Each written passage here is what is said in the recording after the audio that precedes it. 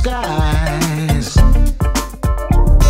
I know there be teardrops in your eyes,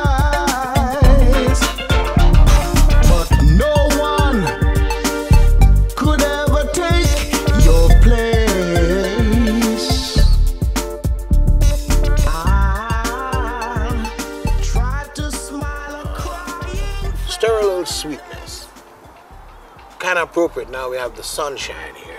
Stir a little sweetness was an idea that was conceived in Hamburg one night with a co-writer friend of mine, Patrick Grant. All right, so we constructed a song around a sort of war theme. But when we reached to Barbados, where we were going to record it at the studio of his elder brother, who's quite famous himself, Mr. Eddie Grant, the assistant engineer came in and he didn't like war songs either. And then the head engineer came in later and he said, well, listen, there's either love or war. So Patrick came back to the house we were staying on the beach. I was rocking in a hammock, which was really quite pleasant. We were deciding that we were going to actually lay the vocals the following day. And I said, now here we go again. You see, conflict. But in fact, the head engineer, he's kind of right. If it's not war, I said, and Eddie said that them don't like playing war songs. I said, then all right, I love song. But how and what kind? I had a situation at the time where I was divorcing my ex-wife, and I thought, yeah, the sweetness seemed to have gone out of the relationship, but no, it has left something. It has left a memory. So why don't I write around that? While I'm here laying back in the hammock, which is kind of cool, let me see if I can come up with something quite pleasant that's not going to be too vindictive or so.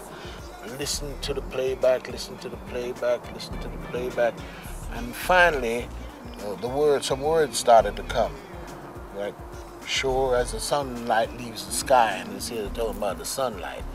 And in fact, the sunlight played a great part in it, because you were relaxed in the warmth, and you know that, all right, this thing actually started in the cold in Germany, but we're going to complete it in the warmth of Barbados.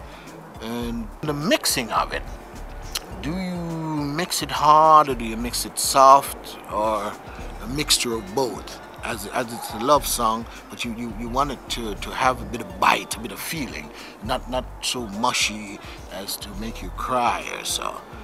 And we came up with an idea to put this saxophone, using the saxophone, which was a very popular instrument at the time in a lot of tracks.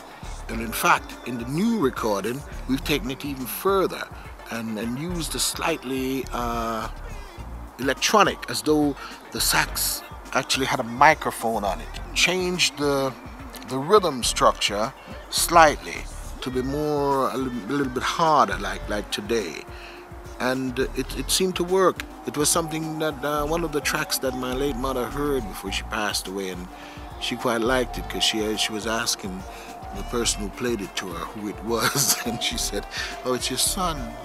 That's quite good.